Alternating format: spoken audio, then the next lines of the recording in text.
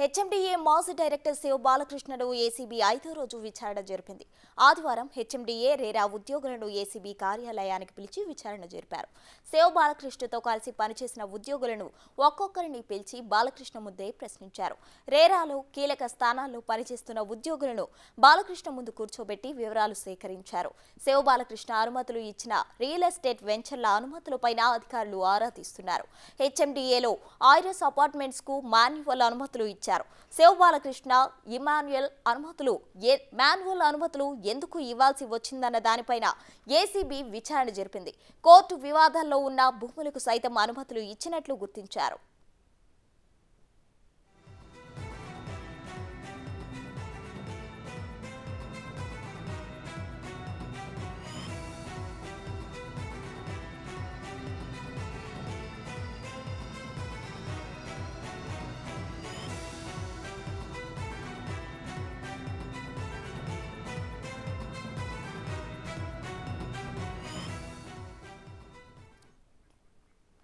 HMDA మాజీ director Shiva బాలకృష్ణను ACB 5వ రోజు విచారణ జరిపింది. ఆదివారం హెచ్ఎండిఏ రేరా ఉద్యోగులను ఏసీబీ కార్యాలయానికి పిలిచి విచారణ జరిపారు. శివ బాలకృష్ణతో కలిసి పనిచేసిన ఉద్యోగులను ఒక్కొక్కరిని పిలిచి బాలకృష్ణ ముందే ప్రశ్నించారు. రేరాలో కీలక స్థానాల్లో పనిచేస్తున్న ఉద్యోగులను బాలకృష్ణ ముందు కూర్చోబెట్టి వివరాలు సేకరించారు. శివ బాలకృష్ణ అనుమతులు ఇచ్చిన రియల్ ఎస్టేట్ వెంచర్ల అనుమతులపై అధికారులు ఆరా తీస్తున్నారు. హెచ్ఎండిఏలో ఐరస్ అపార్ట్మెంట్స్ కు మాన్యువల్ అనుమతులు ఇచ్చారు. శివ బాలకృష్ణ మాన్యువల్ అనుమతులు ఎందుకు ఇవ్వాల్సి వచ్చిందన్న దానిపైన ఏసీబీ విచారణ జరిపింది. కోర్టు వివాదాల్లో ఉన్న భూములకు సైతం అనుమతులు ఇచ్చినట్లు గుర్తించారు.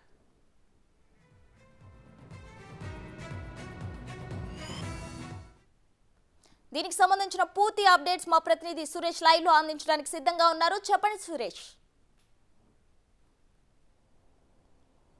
బాలకృష్ణకి సంబంధించి కస్టడీలో చాలా సమాచారాన్ని ఏసీబీ అధికారులు రాబడుతున్నారు. నిన్న కూడా దాదాపు ఉదయం 10 గంటల నుంచి 6 గంటల వరకు కూడా ఆయనని కస్టడీలో విచారించడం జరిగింది. 5 రోజులు నిన్నటి కంప్లీట్ అయింది. 8 రోజుల పాటు కోర్టు అనుమతి ఇవ్వడంతోనే ఆయనని విచారిస్తున్నారు. అయితే నిన్న బాలకృష్ణకు సంబంధించి అతనితో కలిసి పనిచేసిన అధికారులను కూడా ఏసీబీ కార్యాలయానికి పిలిచి ఒక్కొక్కరిగా ఆయన ముందు కూర్చోబెట్టి ఆయన అప్రూవల్ చేసిన ఫైల్స్ల వివరాలు అడిగి తెలుసుకోవడం జరిగింది. ఈ ఫైల్స్లని ఎందుకు మీరు అప్రూవల్ చేశారు, పర్మిషన్లు ఎట్లా ఇచ్చారు అనే దానిపైన కూడా పూర్తిగా వివరాలు అడిగి తెలుసుకోవడం జరిగింది. దీనికి సంబంధించి హెచ్ఎండిఏలోని కొన్ని ఫైల్స్ ఏదైతే మాన్యువల్గా అనుమతులు ఇచ్చారని చెప్పేసి కూడా గుర్తించడం జరిగింది. ఆ మాన్యువల్గా అనుమతులు ఎందుకు ఇవ్వాల్సి వచ్చింది, ఆన్లైన్ ద్వారా అప్లికేషన్ చేసుకోవడానికి గత ప్రభుత్వం తీసుకొచ్చిన విధానంలో భాగంగా మీరు ఆన్లైన్ కాకుండా ఈ మాన్యువల్గా అనుమతులు ఎందుకు ఇచ్చారు, ఎందుకు ఇవ్వాల్సి వచ్చింది, దానికి సంబంధించిన పూర్తి వివరాలు కూడా రాబట్టడం జరిగింది. కొన్ని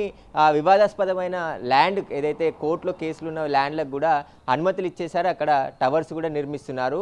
ఎలా అనుమతులు ఇచ్చారు, అనుమతుల పైన చాలామంది ఫిర్యాదులు చేశారు. ఇది కోర్టులో వివాదం ఉన్నప్పటికీ ఎట్లా అనుమతులు ఇస్తారని చెప్పేసి కూడా హెచ్ఎండిఏ డైరెక్టర్గా ఉన్నప్పుడు ఆయనకే ఫిర్యాదులు ఇచ్చినప్పటికీ కూడా ఏమాత్రం పట్టించుకోలేదని చెప్పేసి కూడా తేలిపోయింది. దీనికి సంబంధించి పూర్తి వివరాలు కూడా రాబడుతున్నారు. ఇక రేరా కార్యాలయానికి సంబంధించిన అధికారులు కూడా ప్రస్తుతం రేరా సెక్రటరీగా బాలకృష్ణ విధులు నిర్వహిస్తున్నారు. రేరాకు సంబంధించి కూడా అనేక రియల్ ఎస్టేట్ వెంచర్లకి అనుమతులు ఇచ్చారు. దానికి సంబంధించి ఫైల్స్ను కూడా తెప్పించి దానికి సంబంధించిన వివరాలు కూడా అడిగి తెలుసుకోవడం జరిగింది. 100 ఫైల్స్కి అక్రమంగా అనుమతులు ఇచ్చారని చెప్పేసి కూడా తెలుస్తుంది. కొన్ని లేఅవుట్స్కి సంబంధించి హెచ్ఎండిఏ పరిధిలో ఉన్న లేఅవుట్స్కి అన్ని సక్రమంగా ఉన్నప్పటికీ కూడా లంచం రూపంలో డబ్బులు ఎందుకు తీసుకోవాల్సి వచ్చిందనే దానిపైన కూడా బాలకృష్ణను విచారించారు. ఇక 5 రోజుల్లో విచారణలో బాలకృష్ణకు సంబంధించి 500 కోట్లకు పైగా ఆస్తులని గుర్తించినట్టు తెలుస్తుంది. దీనికి సంబంధించి ఆయన బినామీల పేర్లపై ఉన్న ఆస్తులపైన ఎప్పుడు కొనుగోలు చేశారు, ఎవరి ద్వారా డబ్బులు చెల్లించారు, వారి పేరు మీద ఎప్పుడు రిజిస్ట్రేషన్ చేశారనే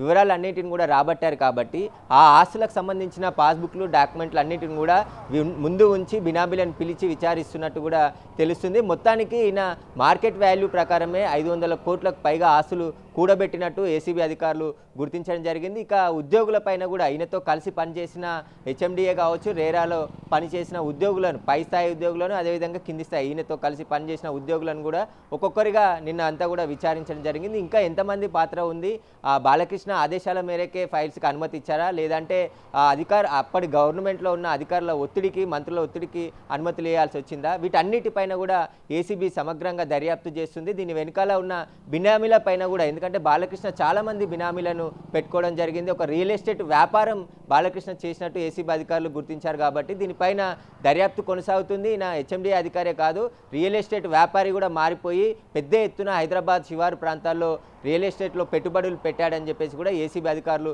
గుర్తించడం జరిగింది. ఇక లాకర్లో పట్టుబడ్డ డబ్బులు బంగారంకి సంబంధించిన ఏదైతే పట్టుబడిందో వాటిపైన కూడా ఆరా తీస్తున్నారు. ఇంత పెద్ద మొత్తంలో బంగారం డబ్బును ఎలా కూడబెట్టాడనే దానిపైన కూడా ఏసీబీ అధికారులు ఫోకస్ పెట్టడం జరిగింది. ఇక వాళ్ళ తమ్ముడు సునీల్గా బినామీగా ఉన్నట్టు తెలుస్తుంది. సునీల్ వాళ్ళ భార్య పేరు పైన కూడా భారీగా ఆస్తులు కొనుగోలు చేసినట్టు గుర్తించడం జరిగింది. భువనగిరి, నల్గొండ, బీబీ నగర్ అదేవిధంగా అనేక ప్రాంతాల్లో వ్యవసాయ భూములు కూడా కొన్నట్టు అధికారులు గుర్తించడం జరిగింది. వాటన్నిటి పత్రాలపైన విచారణ జరుపుతున్నారు ఏసీబీ అధికారులు. Right Suresh, right, thank you.